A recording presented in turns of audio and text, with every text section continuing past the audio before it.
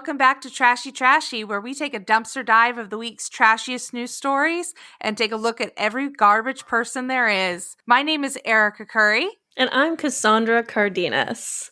We're your hosts with the mosts. Hey, Cass, why are you trash this week? Well, Erica, I'm leaving town this week. I leave town tomorrow, and for the trash cans out there, which is what we call our fans, we're recording this a little bit early because I'm leaving town. I am trash because I am one of those people that packs 30 minutes before I have to go to the airport. Oh, that stresses me out so much. I have to pack in advance. I think I have two speeds. I have either pack a week in advance, which is preposterous, or wake up and just pack. And I'm not packed yet for my trip tomorrow, and I'm going for an elopement. The maid of honor in said elopement. It's a small outdoor gathering for, all the COVID head trash cans out there. We're being careful. So it's like, there's important things that I need to remember. So you'd think I'd want to pack earlier, but nah. Erica, why are you trash this week? Well, I had 2 corn dogs for dinner. Hell yeah. And I used to work at a gas station called the Tiger Paw in my hometown of Sterling, Oklahoma. Okay. And there was a lady that came in every day, and she would get a 30-pack of beer, a 30 rack. Mm-hmm. And then some days she would come in and she would get a 30 rack and a 6 rack because, and I quote, "It's going to be a bad day, hun." Oh, okay. And I would sell, and I called her 30-pack Sherry. That's why you're trash. That's, I'm trash. Woman. I nicknamed her. She also told me this story at one time. 30-pack Sharon. That's what you call her? 30-pack Sherry. Hilarious. She told me that the people at the bank must think that she's like mentally stagnant because they give her a sucker or a lollipop every time she goes into the bank. Well, I said they give me a sucker and a lollipop too. And she's like, yeah, because you're a little kid. Oh my God. Oh, Sherry. Hard. That's a interesting insecurity to think these people at the bank must think I'm fucking stupid offering me that sucker every time. Mm-hmm. But I take it. So who's the real sucker? Oh my God. 30 Rack Sherry is kind of who I aspire to be when I grow up. I don't aspire to be there, but I do see it going that direction. You know what I'm saying? Yeah. This was 3-point beer as well. So it was basically because they had 3-2 beer where you come from. Mm-hmm. 3-2 beer for the listeners at home who are from places like Los Angeles, like me, because I learned about 3-2 beer from my family in Colorado. It's in certain states in the country, it's illegal to sell like full-blown alcoholic beer at gas stations. So you can get 3% beer as opposed to the 5% or 3.2% Coors and Budweiser and shit. Why not just fucking buy your booze somewhere else if you're buying a 30 rack? Because it was the closest place to her house. She could walk to it. Well, I don't know what Oklahoma's laws are now, but I know in the laws in Colorado, they've since gotten rid of the 3-2 beers. They give you the real stuff now. Well, congratulations. Speaking of the real stuff, let's get into our first story. From boingboing.net. This listener story was sent in by John Reiniotis. I assume because he lives here. We got a story about Budweiser's biggest fan. So there's a home for sale in Florida. Sure.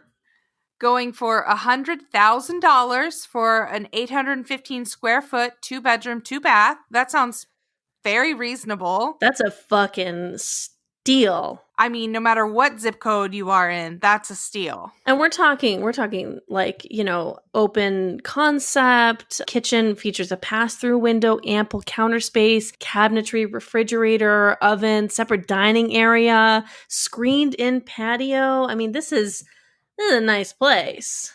Now, what's the caveat, Cass? What's the caveat catch? Is this place is called the Budweiser House. It is meticulously adorned wall to ceiling with Budweiser beer cans. Real full-blown Budweiser cans as your wallpaper in seemingly every room of this house. Can you freaking imagine?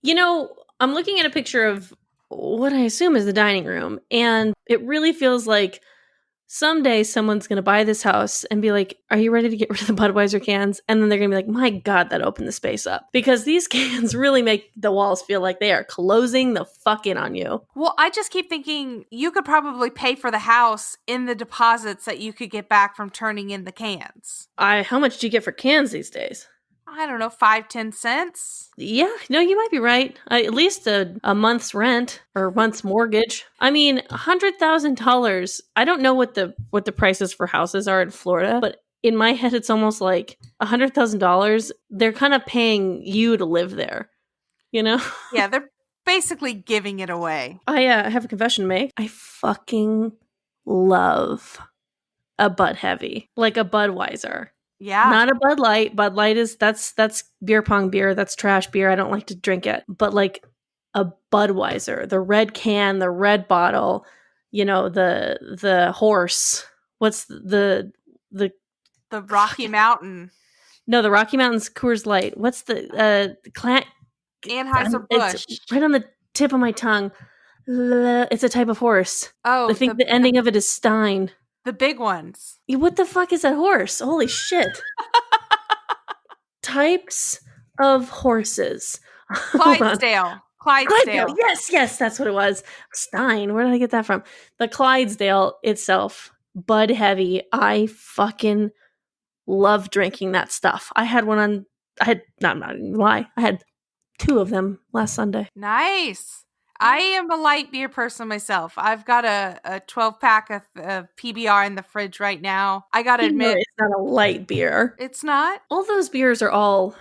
Let me educate you something. All those beers are lagers. So you've got your Budweisers, your Coors Banquet, your Miller High Life, the champagne of beer. And then your PBR. And then your light beers consist of Bud Light, Coors Light, Michelob Ultra. So technically you're drinking the hard stuff when you're drinking PBR.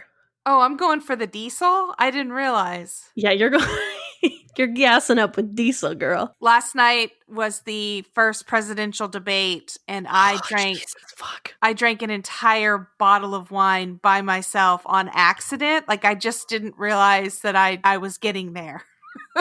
Yeah, it was the first presidential debate, and as someone who drinks frequently, it upset me so much that I stayed sober. Yeah, it was weird. I couldn't bring myself to waste a bottle of wine on it or to waste a beer. I just couldn't do it. And so I stayed stone cold sober for the hour that I could watch before I was like, it's time to turn this off, Cassandra. It's time to stop. It was so long without any breaks is what made it so troubling. It was like a Thanksgiving where like the food never came, you know? Yes. Like, it was a Thanksgiving where like the whole time you're just like, I'm never fucking coming back here. I don't need this shit. I'm an adult. I don't have to know these people. Where the fuck is the food? That's what that felt like. It felt like I was sitting at the kids' table the whole time, not being able to pipe in. It was really bad. Speaking of really bad, because this isn't a politics podcast. No. This is where you come for your news. According to LATimes.com, it looks like a federal judge ruled on Friday that President Trump's leading steward of public lands has been serving unlawfully. That judge removed him. He'd been serving 424 days without being confirmed to the post by the Senate, as required under the Constitution, said U.S. District Judge Brian Morris. This guy, by the way, his name is William Perry Pendley. So the ruling came after Montana's Democratic governor in July sued to remove Pendley, saying that the former oil industry attorney was illegally overseeing an agency that manages almost 250 million acres of land, primarily in the West. So it sounds like this guy was just like some fucking oil demon, just like working unchecked. Basically, yes. 424 fucking days is a long time to be at a job.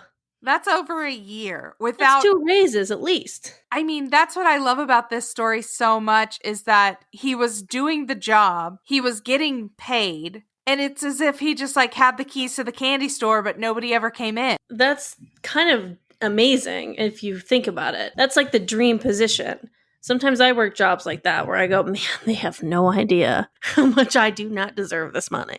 you know? Yeah, it's like you can work an 8-hour day in 3 hours.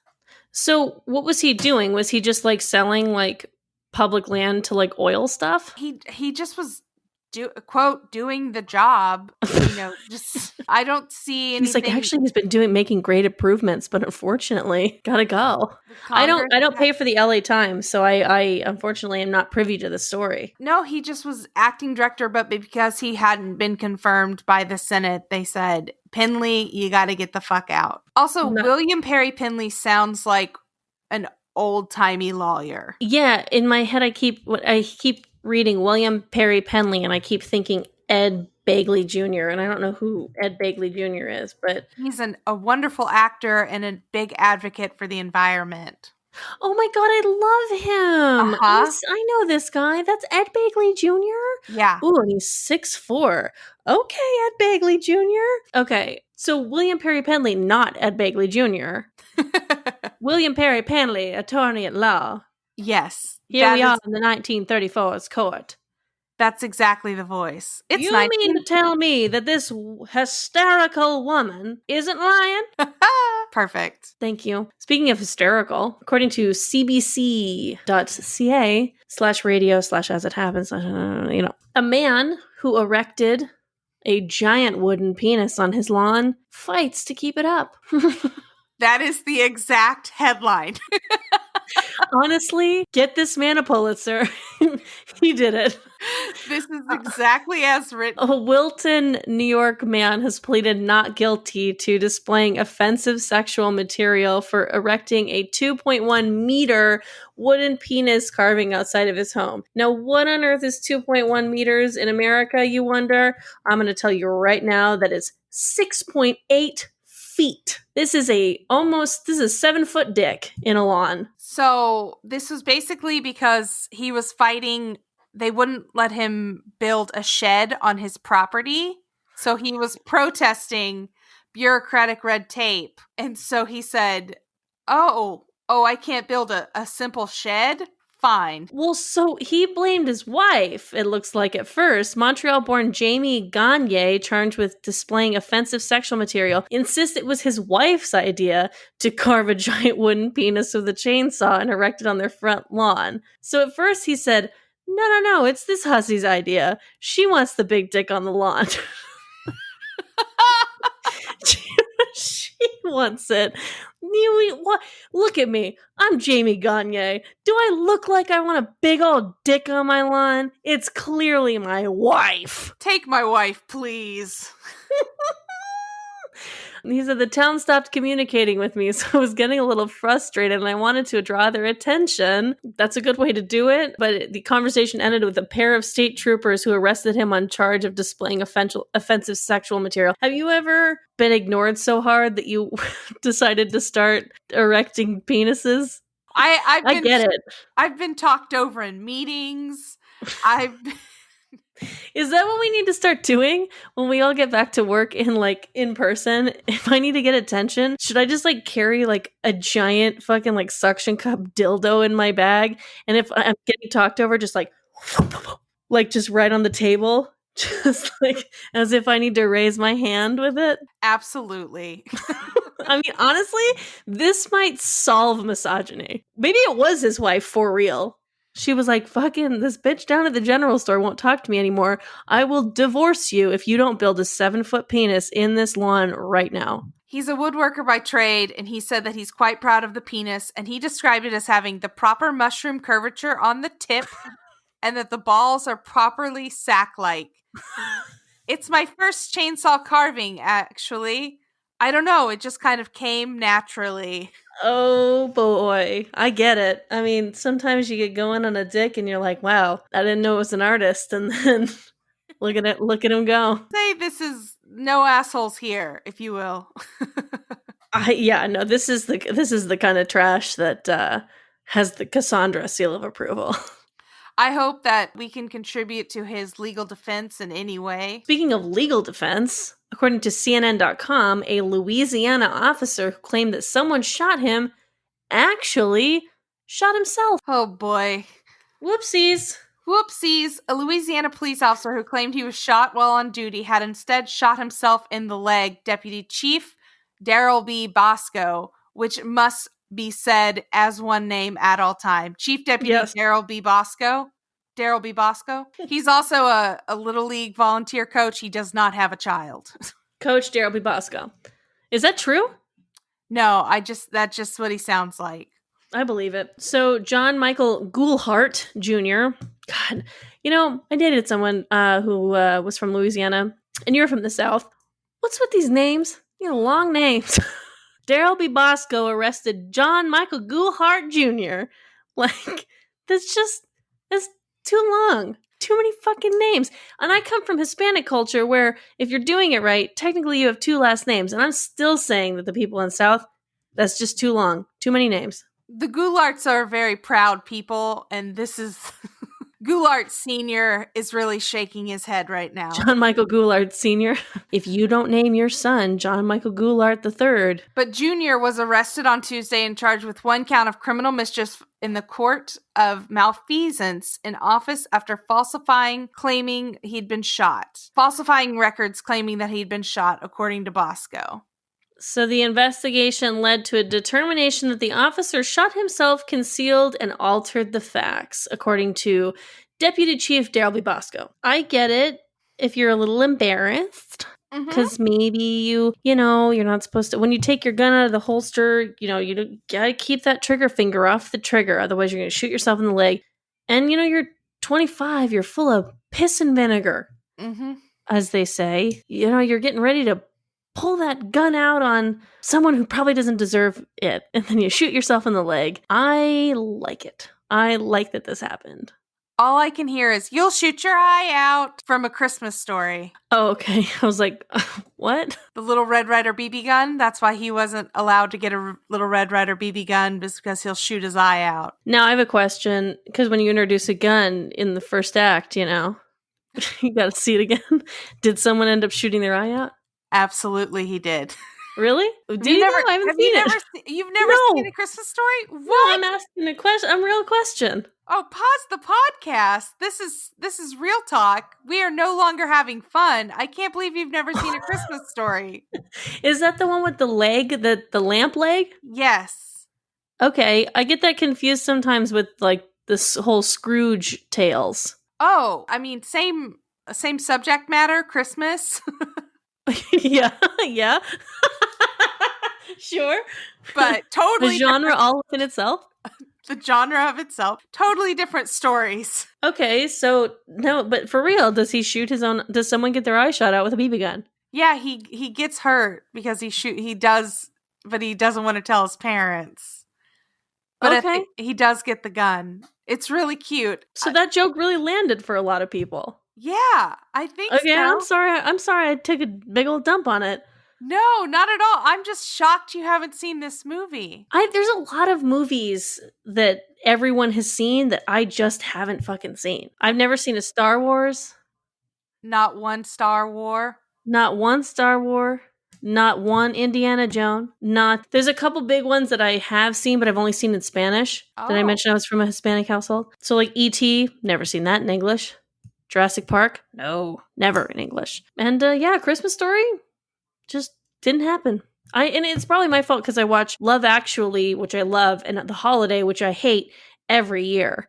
Yes, that's a good combo. If I just stopped watching one of them, I could maybe get other stories in, but I just don't. All right, well, this is your assignment. This year, come Christmas time, TNT plays it for 24 hours on Thanksgiving every year. Ugh.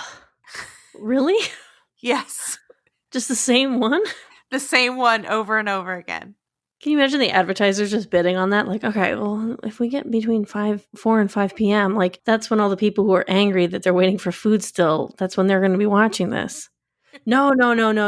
We got to go for 8 a.m. That's when the moms start putting the turkeys in the oven and football hasn't started yet. Oh, that's pretty great. That's your assignment, Cass. All right, I'll watch it. Okay. Remind me, though, because I'll forget. I will. As I have forgotten every year for the past 30 years of my life. Speaking of watching. Nice. I like that. According to Apple.News, we've entered into Erica's territory. This is Larissa dos Santos Limas. Nope, too many S's. Larissa dos Santos Lima, a cast member on TLC's 90 Day Fiancé, reportedly has been asked not to return. In her final statement posted to Instagram, the Brazilian reality star claims that it's over a lingerie camming show that she did on the website Cam Soda, which we all know if you listen to this podcast, because that's also where Aaron Carter jerked off. So tell me about this person, because I don't watch this show. Okay, so 90 Day Fiancé is a TLC reality show where they bring over fiancés on the K1 visa, and that's where you have 90 days to get married so that you can apply for a green card and citizenship and a work permit, and all the legalese come after the K1 visa. Larissa is originally from Brazil. She is from a part of Brazil where they add E's to certain words. So like her ex-husband on the show, his name is Colt, but she calls him Colty. I like that. I don't think you need to be from a part of Brazil to think that that's fun. Yeah. So I do that. Larissa had the iconic line in her first season. So Colt and his mother lived together in Las Vegas. And so she moved in with Colt and his mother. And she had the iconic line where she goes, "Who is against the queen will die," referring to herself as the queen. Oh, I like this then. Yeah. I was like, she's interested in the monarch? She's fun and feisty. Her and Colt have since divorced, so she is still in the process of getting her green card, even though she has been separated and divorced from her ex-husband. So she has since been on Happily Ever After, 90 Day Fiancé Happily Ever After, so she's continued in the 90 Day franchise, and she did this cam show, and TLC said... Wait, how can you say Happily Ever After if you're split up? It just follows their lives separately.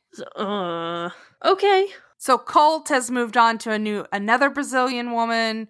Larissa has a boyfriend named Eric. It seems to me that Happily Ever After would follow the couples that are Happily Ever After. So maybe either TLC is stupid or TLC is very progressive and saying, well, yeah, sometimes shit doesn't work, and maybe that's your Happily Ever After. And fuck you, Cassandra. You know, yeah. I don't know. I'm going to go with the former, but...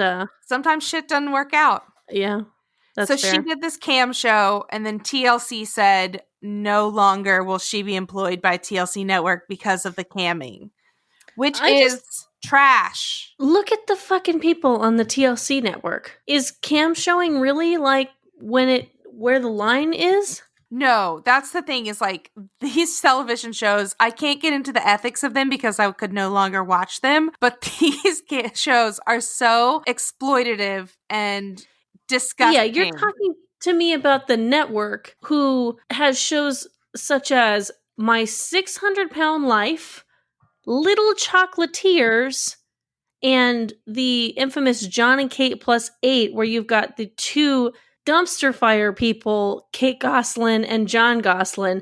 But this woman decided to do a cam show in 2020 where no one has money, and they're like, nah, sorry, this is a network for families. Yeah, TLC famously was the learning Families channel. Watch Hoarders. Families watch Taboo. Families watch people say that their sexual interests include fucking cars. Not just fucking cars, but having sex fucking cars. Oh, you're talking we don't like this. My Strange Addiction? Oh, that was on Taboo, but My Strange Addiction, that pops up too.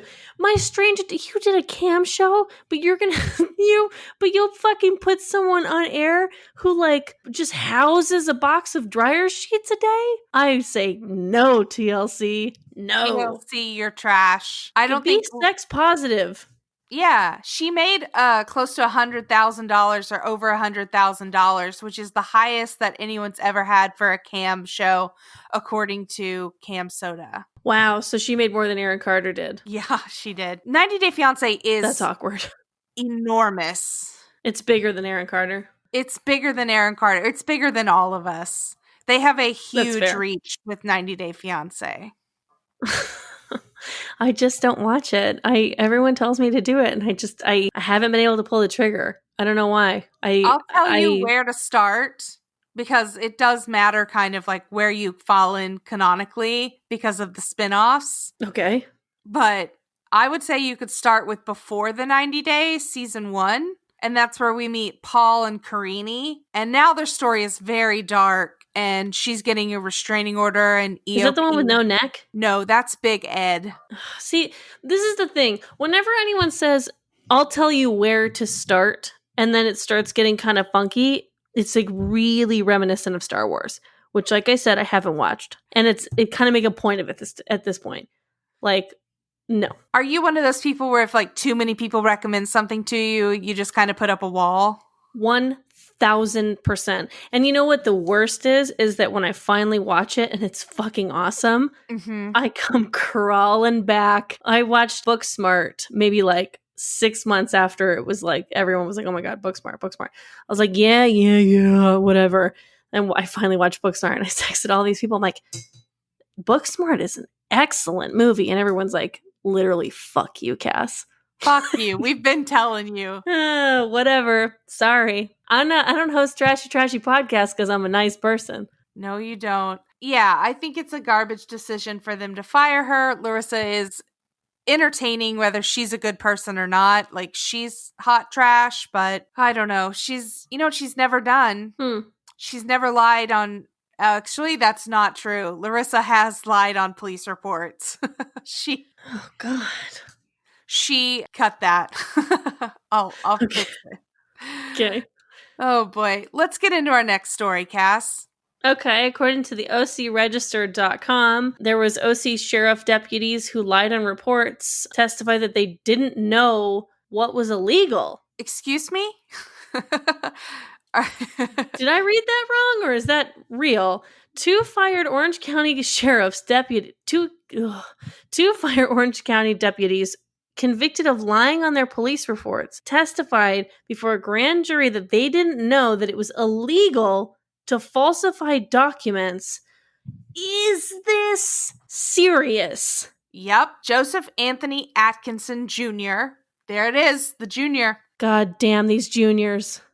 Age 39, and Bryce Richmond Simpson, age 31, neglected to book evidence but falsified the reports to say that they had. Oh, I mean, again, as desperately as I try not to make our podcast political, if this is the culture in the police departments where like, oh, I didn't realize that was wrong. I thought like, you don't learn that from nowhere. Why would two partners not realize that it was wrong to lie on police reports? Like, it's a culture. It's a learned culture because this was hundreds of cases where evidence was booked late or not at all, according to an internal audit. And Atkinson and Simpson were the worst offenders of this so-called evidence scandal. I'll tell you what this is. This shit is bananas. BANANAS. This shit is bananas. BANANAS.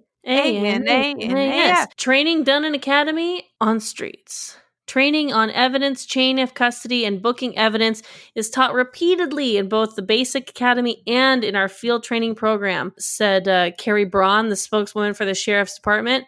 In addition, evidence booking protocols and policy now require deputies to include confirmation of the booked evidence in the report, which is reviewed by a supervisor before signing off. I don't believe you, Carrie. I just can't. Now, are they going back and checking on everything that they've ever done? They're doing a big internal audit. Yeah, they're doing a giant internal audit of basically everything. They were allowed to plead guilty to a misdemeanor charge of willful omission to perform their official duty and were given 1 year informal probation with no jail time, no community service, and no fine. It's interesting. You've got two people who committed some crimes that have some really, really legitimate repercussions, and they're able to get off with just saying it was an accident. But then you've got like people who have like, oh, I work in this area, so I thought that my kid could go to school in this district. I didn't realize that they couldn't. Okay, well, fuck you. You're going to jail for 7 years. Yes. I'm not fucking with this double, triple America shit. The rules are the rules for everyone. You think, but they're not. So yeah, we definitely live in two different Americas. I hate this story. I'm not going to lie to you. I think it's gross. It makes me mad. It feels like a nasty, nasty, trashy abuse of power. And I hope that, I just hope that if they did anything wrong that has caused harm to people's life because they're fake ass reports, I hope that that at least gets fixed. Yeah, that's all we can hope for. Yeah. Yeah. I like this Nick story. I love this next story. So, according to the New York Post, possibly one of our trashiest websites, MTA workers had a hidden man cave below Grand Central tracks. So this is in New York City, and I've always you hear about the people who live in the subways. You know? The mole people. The mole people. That's what I was looking for. But it looks like sometimes the mole people don't get every bit of square footage because this man cave, I mean, well, how sweet is that? They allegedly, boozed, napped, and watched TV inside the secret man cave built below the tracks of Grand Central Terminal, according to the MTA's internal watchdog. Investigators discovered the lounge complete with futon, flat screen, microwave, and refrigerator behind a plasterboard wall in an unused locksmith shop below track 114 in the station's lower level. This is fucking amazing. I mean, talk about taking advantage of a situation. Work sucks for everyone. Just the fact that we have to work. But these guys said, you know what? Let's take a big swing and say that work doesn't have to suck. It says, a quote from this was taken, it says, few would have the chutzpah to commandeer a secret room beneath Grand Central Terminal. I mean, I'm talking location, location, location. This is great. Yeah, these guys, I say they're not trash. No, I think this is awesome. 3 Metro North employees, a wireman, a carpenter foreman, and an electrical foreman who were not named due to ongoing disciplinary proceedings denied ever have being in the room. Despite finding their fingerprints all over the room. Are they really? Did they really find fingerprints? Yes. Okay, let me just back up. This is New York City, and they're fingerprinting a man cave in Grand Central subway station. Meanwhile, you hop over here to the West Coast to Orange County in our last story, and these assholes are police officers who didn't realize that they weren't allowed to lie on shit. Anyways, speaking of according to Newsweek.com, Amy Coney Barrett has some new apparel in her, if you go to her store. Amy Coney Barrett was Coney? Can't say Cooney. Coney? Yeah.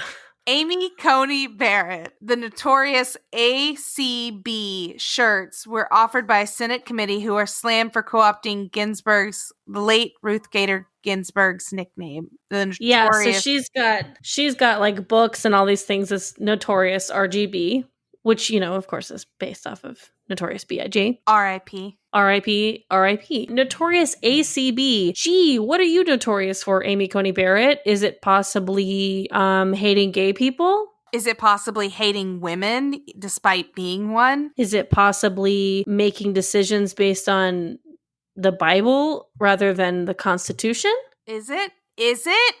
Answer the questions. Fucking tell me right now. Yeah, so just moments after Trump announced that he was nominating Judge Amy Coney Barrett to replace Justice Ruth Bader Ginsburg on the Supreme Court, the National Republican Senatorial Committee posted a tweet peddling shirts with the notorious ACB on them. In the Rose Garden ceremony on Saturday, Barrett said she was mindful that she would be taking the seat vacated by Ginsburg, but Barrett is the polar opposite of Ginsburg.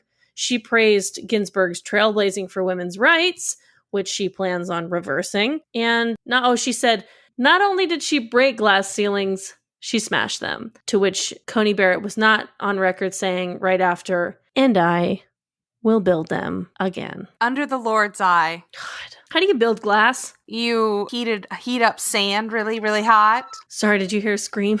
Yes, I did. Is everything okay? My roommate is doing Scripts Gone Wild right now.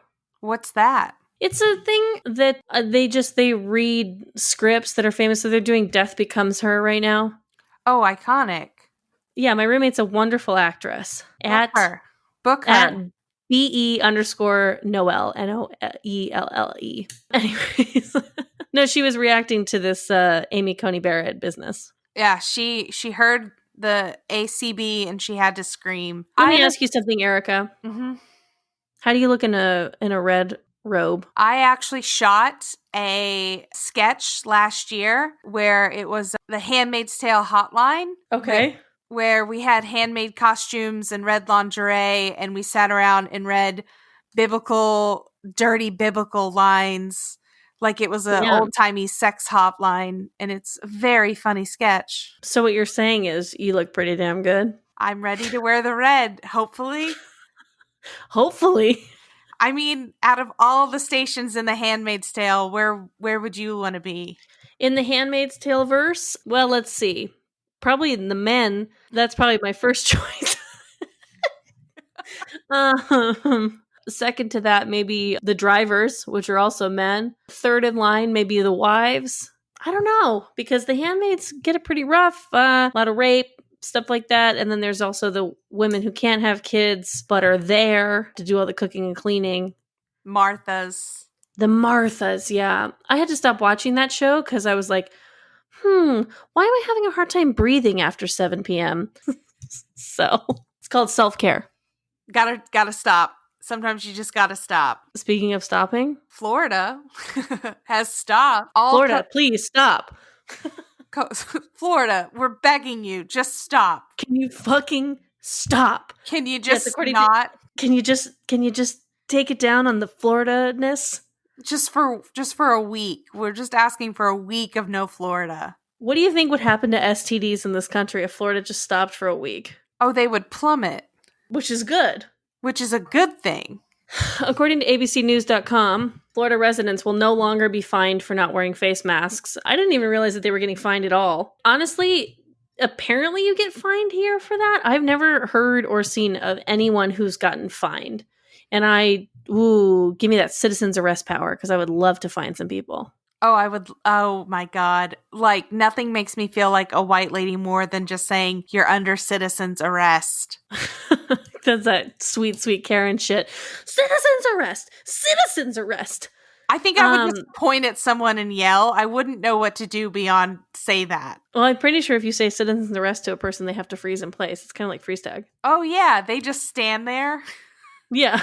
So according to Governor Ron DeSantis, who is the diamond in the Prince Albert on Donald Trump's penis, every business has the right to operate. Some of the locals can do reasonable regulations, but you just can't say no. Actually, Ron, you fucking can. You're the governor.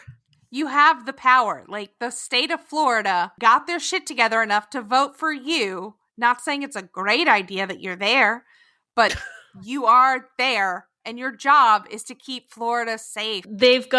They got 2,000 new infections on Sunday. The total number of cases in Florida is 700,000. And 14,000 residents have died from the virus, according to the state health department. How many do we have in the United States? Is it 6 million or something? How many COVID cases? I thought it was 7 million. Okay, so right now, you're right. So 7.33 million. What is the percentage of 700,000 or 700,000 divided by, I'm doing some really big math here, 7.33 million. And by I mean Google. Mm-hmm. Oh, that's not how that math was supposed to go. Okay, you know what? I'm just going to guess. Florida has, let's just call it 10%. That's accurate. Is it? Yes. Is it? Yeah. Okay. I've never had a $7 million bill at a restaurant, which is, like how I do my math. So you have 10% of the COVID cases in a country of 50 states. And you're saying, nah, we're good. Open her up. Open her up. It's barbecue Sunday again. You. Florida is the Italy of America to an extent. Like, a lot of our elderly live That's very rude to say to Italy. No offense to Italy. I'm just saying a lot of elderly flock to Florida. This is a terrible idea. Do elderly flock to Italy? I'm not trying to poke holes in your shit, but... That's the reason that Italy initially had such terrible cases, is because they have an older population. Oh. Speaking of Italy, the wine that I'm drinking is really gross. So, Erica, would you like to go to a word from our sponsor so I can change my glass of wine? Absolutely. And now, a word from our sponsors. I'll be right back. When we started Trashy, we had a lot of options when it came to podcast host. There was only one solution that made sense to us, and that's Anchor. If you haven't heard about Anchor, it's the easiest way to make a podcast. Let me explain. First off, it's free. There are creation tools that allow you to record and edit your podcast right from your phone or your computer. Anchor will distribute your podcast so it can be heard on Spotify, Apple Podcasts, and many more providers. You can make money from your podcast with no minimum listenership. It's everything to make a podcast in one place. Download the free Anchor app or go to anchor.fm to get started. That's anchor.fm. And we're back. This new wine is yummy in my tummy. Almost as yummy as that sponsor. Ooh, ooh. That's what they asked for, right? That was the exact copy. Okay, cool. Whew. Anyways, according to Forbes.com, a North Carolina man is facing federal fraud charges after allegedly receiving more than $1.7 million in a Paycheck Protection Program loans for fake businesses with the names based on the TV show Game of Thrones. The Department of Justice has charged 38-year-old Tristan Bishop Pan of Gardner, North Carolina with wire fraud, bank fraud, and engaging in unlawful monetary transactions for taking money from a program intended to help small businesses struggling due to the coronavirus pandemic. So, prosecutors say that Pan used business names like White Walker, Khaleesi, the Night's Watch, all to receive PPP loans. I'm sorry, are you so busy filling out loan applications that you don't recognize things referencing the biggest television show ever? Yeah, no shit, man. Like, think of, like, Bob Smith. Right. Not a lot of red flags going to be raised with Bob Smith, but there aren't that many Khaleesi's that are business-aged people. How about just a business called, like, Productive Industries? Yeah, that sounds not fake at all. I was actually just about to say apples, but, like, apple's huge. Can I tell a story that I might regret telling? Of course.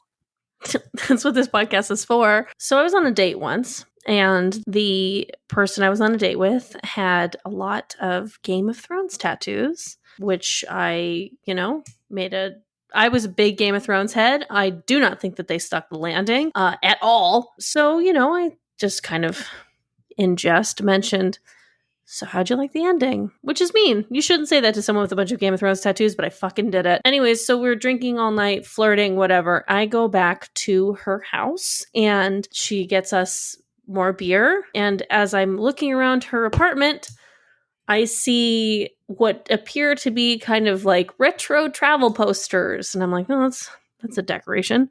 Okay.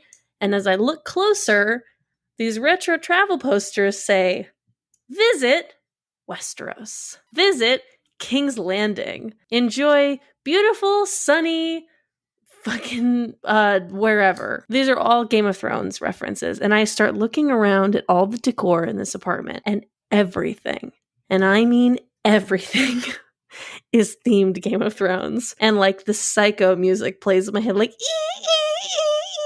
like I no longer feel safe because while I am not in the midst of a Disney adult, I am in the midst of something similar. And that's it. That's the story. Can I admit that we have a Game of Thrones bathroom? What? We have a Game of Thrones themed bathroom in my home. You gotta tell me what that means. We have a map of Westeros as our shower curtain. Mm-hmm. We have another map hanging up, and then we have wooden shelves that look very rustic and old-timey but cool. Mm-hmm. And then we have a sword in our bathroom. I don't believe I've seen that. And then we have a Viking helmet looking like a decorative helmet that we have up as well. And our not the place you want to be for an earthquake. No, but we have a Game of Thrones bathroom, and it's the landing hurt. The ending hurt a lot. Yeah, now that you're saying that, I feel like I vaguely remember a Westeros shower curtain. I was dating a guy in our the beginnings of our tenure. I was a big Game of Thrones fan, and I think that was pretty much one of the major things that he knew about me, because it was like my birthday was coming up. I don't think that he had a lot of information yet. We'd only been dating a couple months, but he wanted to kind of go above and beyond because he liked me very much. RIP that relationship. But he bought me like a Game of Thrones pillow and like some Game of Thrones cups and stuff. And it was kind of like, oh, cool. That works. Not what I wanted, but like that's cool. And so I had that stuff for a while, and I can see the appeal to it. But an entire house? I'll even let you have your bathroom, Erica. But it's a lot. Yeah, a lot of people do like nautical themes for their bathroom, and you were like, nah, I'm gonna do HBO themed. Yeah. I think it's cool. I went on a Game of Thrones tour in Ireland where we went to locations. Yeah. Mm-hmm. And we had an extra from the show that was our tour guide. Like, he'd worked on the show, and he actually kind of became like famous for being like Longbeard, this extra. Was he the one from the documentary? Yes. Wow, he's really milking it. Oh, he milked the shit out of it. It was like the best tour ever. So that was in Northern Ireland where I did this Game of Thrones tour. And our next story comes to us from the Irish News. Oh, the Irish News itself. Independent.ie. Ireland. Loch Ness Monster. Scotland. Okay. Supreme Court has found that the bread in Subway's heated sandwiches has too much sugar in it to meet the legal definition of being bread. I fucking love that.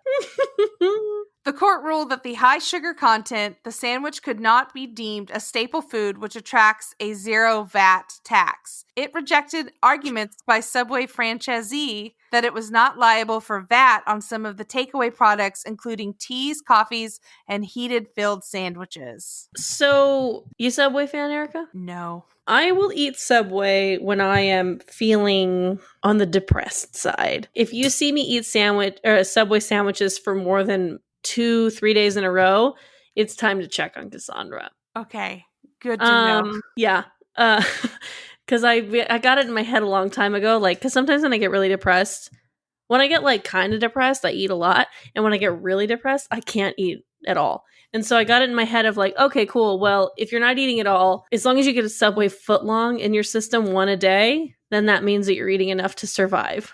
And so I just like lean on Subway footlongs to get me through hard times.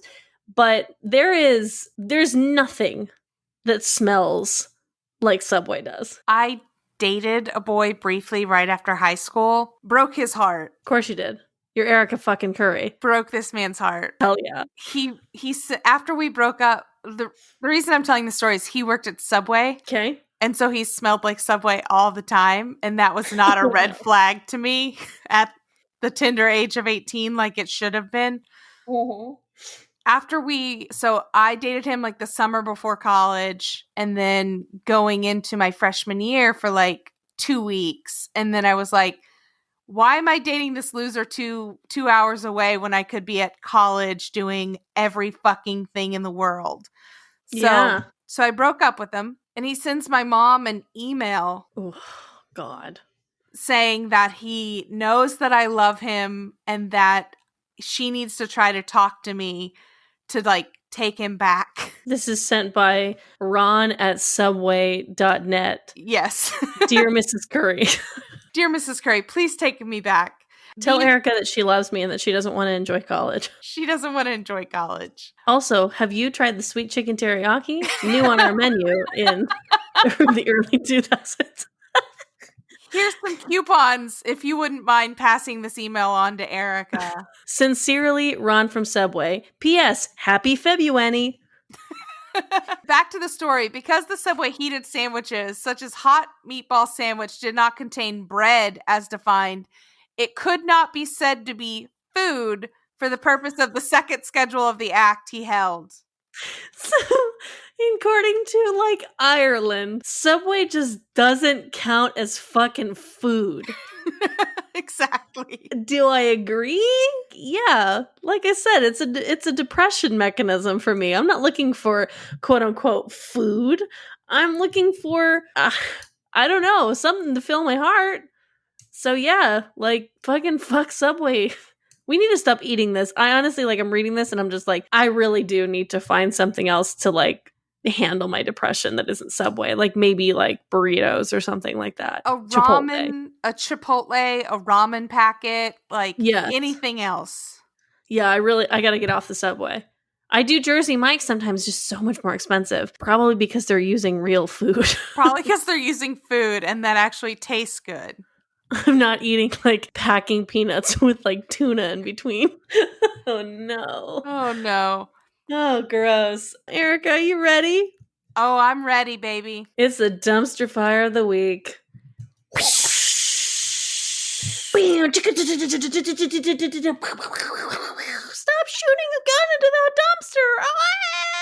According to the WashingtonPost.com, a teacher saw a BB gun in a 9-year-old's room during an online class, and now he faces expulsion. So, Kamari Harrison was taking a test during his online 4th grade class earlier this month when he noticed the teacher frantically waving at him. His computer was muted, so the Louisiana 9-year-old couldn't hear what she was so upset about, and before he could unmute her, the video stream died. He and his parents soon learned what the problem was. The teacher had caught sight of an unloaded BB gun in the boys' bedroom. As a result, Kai Murray faced expulsion from school. While the punishment was reduced at a hearing this week to a suspension, his family argues the case has grievous mistakes that threatens the future of promising young students. This is an injustice, a systematic failure, Chelsea Cusimano, the family's attorney, told the Washington Post early on Friday. They're applying on-campus rules to these children even though they're learning virtually in their homes. And apparently this is not the only child to face harsh punishment for having a toy gun in a virtual learning session.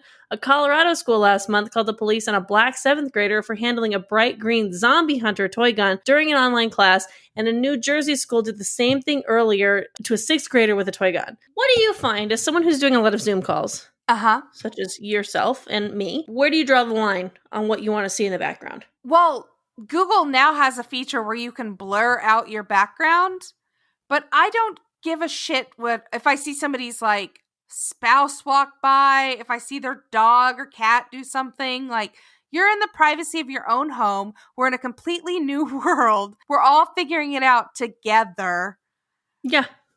Like, I just don't give a shit. I mean, what I feel, I'm doing this from my office, and my office has been under construction for a long time. So you're just looking at actual garbage behind me. And I don't expect you to judge me or expel me from this podcast for it. No, it's also systematically unfairly targeting, I think, a lot of younger boys, and especially younger Black boys. Yeah. So look, I don't like guns. I'm not a fan, but if your child, if you choose your words, if you trust your child to have a BB gun in his room, then you trust your child to have a BB gun in his room. And that's it. Mm-hmm. That's end of story. I think that instead of facing expulsion, these teachers need to send out an email to everybody's parents and go, hey, we're still figuring this out, LOL. Sorry, this is tough. Well, LMAO. Can you maybe keep because we talked about this last week on the podcast. It was last week or the week before where people were like walking by like in their underwear smoking giant blunts. Just make a list and say what you don't want to see in the background, and then the parents will probably oblige to it, and then this wouldn't happen. Like, why would you punish a little kid for having what he has in his own fucking room? Exactly. Like, the privacy of his own home. I saw an incredible TikTok this week where 4 blonde women were sitting around and they said, if President Trump is so bad, how come school shootings have dropped under his watch? LOL. And then a little boy said, oh, a gun. And then he closed the laptop and he said, not anymore. Jesus. Yeah, this sucks. This is trash. This is unfair. Yes. I have a question for you. Yeah. So we'll do this in 3 steps. I think it might be fun, or it might not. Okay. Elementary school era Erica. Yes. What's being seen by her fellow classmates when she's doing a Zoom class in her room? Oh my God. I'm trying to remember at that point what my room theme was. Like, we were really big into room themes. Okay. So my mom would like hand make curtains and bedspreads. Wow. Yeah, we were poor, so we couldn't really buy them, but my mom could make them. Okay. And I'm trying to think if at this point I had a cow print room or if I had a teal room. Oh, I don't want to like guess, but I think teal feels like a middle school color. Uh-huh. Elementary school Cassandra has a lot of Spice Girls posters on her wall and maybe a Britney Spears here and there. I had a lot of Leonardo DiCaprio on the inside of my closet. Yeah. That was Titanic era Leo. Sure. So that would have been prominent in Zoom calls at that time. So middle school Cassandra, she had a lot of pictures of like Good Charlotte on the wall, printed out pictures from the internet, just pictures on pictures on pictures, obsessively of Good Charlotte and Newfound Glory and all these like pop punk bands, just covering my wall to a point where it would be like a mosaic of fucking white male faces behind me in middle school. What was your middle school theme? You think? I think the cow print took over middle school, high school. But I also had Got Milk posters on one wall. All magazine ad, Got Milk. God, you really went for it. I really loved the Got Milk ads. You know, the kind of obsessiveness that goes into like someone in middle school and like even high school of like how they'll just post pictures over pictures. If you walk into an adult's house and they have that, you're frightened. Uh-huh. But for some reason, it's like chill when you're young. Yeah. High school Cassandra, I went through like, I had like friends who would like graffiti on my wall. Like, I don't know what the fuck my mom was thinking. She's obviously was trying to be a cool mom and also just worked a lot. So I just guess, I think she was kind of like not worth the argument. Mm-hmm. But like, I know for a fact that like one of my bedrooms, I gave like my ex-boyfriend and some of our friends, like we just got different colored spray paint and just graffitied the inside of my bedroom. It looked like shit. That's incredible. Like, it looked fucking terrible. But that's what you would have like just seen me like up behind like fucking after school special shitty graffiti wall, just being like, let's get this fucking bio class over with. I have to, I'm going to Warped Tour tonight. Like, leave me alone. That's great. Not trash, I say. That's pretty cool of your mom to be so trusting. Yeah, sure. Maybe I needed structure, but that's for my other podcast called Cassandra Needed Structure Podcast. Oh boy. Yeah, so this story is certified trash, and I hope that Kai and his parents can get past this. Mm-hmm. Well, Cass, it's come to that time. What are you hoarding this week? I am hoarding the show Ted Lasso. Oh, on Apple? I've been such a little Apple TV slut ever since I downloaded it. Just a little fucking dirty whore for Apple TV. But I am not shitting you, I watched episode 1 to episode 9 in one day. I was hungover on Tuesday. I drank a little too much on Monday night. And I spent all day in bed, just like checking emails from my bed, like doing like very little work and just watching Ted Lasso. This is a genuinely like sweet show. I mean, it's so good. I've heard nothing but good things.